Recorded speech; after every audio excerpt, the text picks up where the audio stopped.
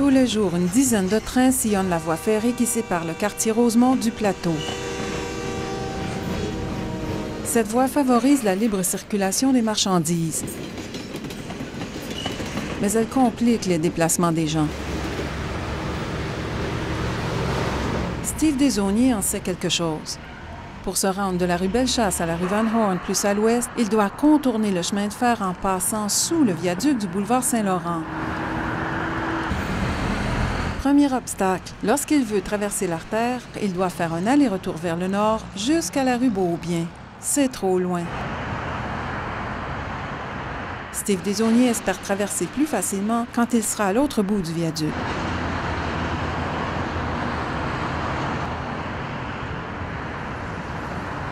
Mais rien à faire. De l'autre côté, pas question de franchir le boulevard non plus. Au final, pour se rendre au coin de Van Horn et Saint-Urbain, il parcourt 500 mètres de plus que ceux qui prennent des risques et qui coupent par la voie ferrée.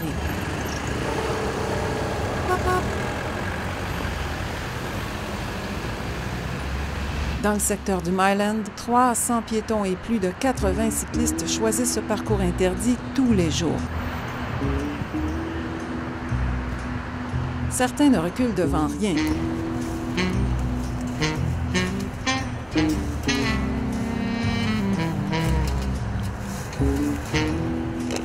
Et ça peut leur coûter cher.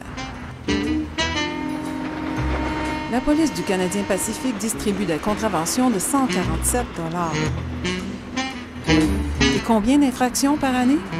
La Société ferroviaire n'a pas répondu à nos demandes d'information. Mais la répression ne vient pas à bout du va-et-vient. Policiers et passants se livrent à l'éternel jeu du chat et de la souris. Le CP répare les brèches des clôtures, puis des vandales reviennent en ouvrir d'autres sans relâche. Ces gens refusent d'emprunter les voies légitimes pour contourner les 3 corridors ferroviaires. Des voies comme le viaduc Rosemont, 800 mètres de béton qui vous amènent du métro à la rue Van Horn et qui sont avant tout conçus pour les véhicules. Le problème ne se limite pas aux grandes artères de la ville. Sur la carte, les traits de couleur représentent les tracés ferroviaires qui découpent l'île de Montréal et qui font obstacle à la circulation entre les quartiers. La Ville demande au Canadien Pacifique d'ouvrir 6 passages piétonniers entre le boulevard Gouin et la rue Notre-Dame. Des traverses comme celle de Parc Extension qui coûteraient 250 000 $ chacune. Montréal est prête à payer une partie de la facture. Il est clair que l'enjeu dépasse ce tronçon de voie ferrée. Le réseau du CP s'étend sur des milliers de kilomètres. Le CP met la question de la sécurité au premier plan pour s'opposer au passage piétonnier. Plus cette traverse se multiplie, plus ça risque de lui coûter cher. En attendant que le problème se règle, dans certains secteurs résidentiels de Montréal, les gens restent coincés entre des viaducs et le chemin de fer. C'est le cas de Mystaya Hemingway. Elle habite rue Chabot dans Rosemont. Et la garderie de son fils Théo se trouve sur la rue voisine, mais de l'autre côté de la voie ferrée. Quand elle est trop pressée, elle traverse à cet endroit.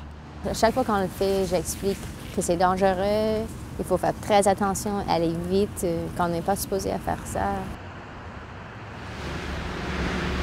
Si elle prend le détour vers l'est, rue de Lorimier, son trajet se rallonge de 15 minutes. Pour ses autres déplacements, elle se résigne à prendre par Papineau.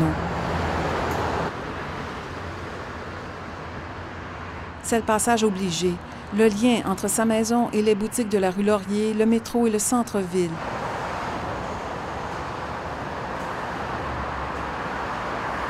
Recoins lugubres, trajets interminables, intersections dangereuses, traversées interdites, voilà les choix qui s'offrent aux Montréalais. Les problèmes de sécurité, c'est aux abords du corridor ferroviaire qu'ils les affrontent.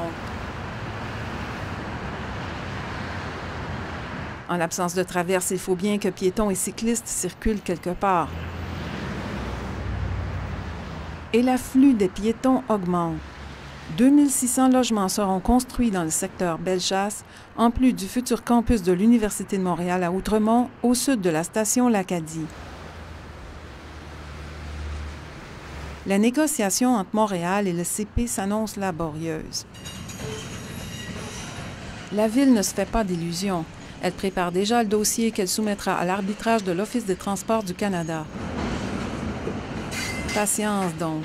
Ce n'est pas demain la veille que les Montréalais pourront traverser les voies ferrées tranquillement.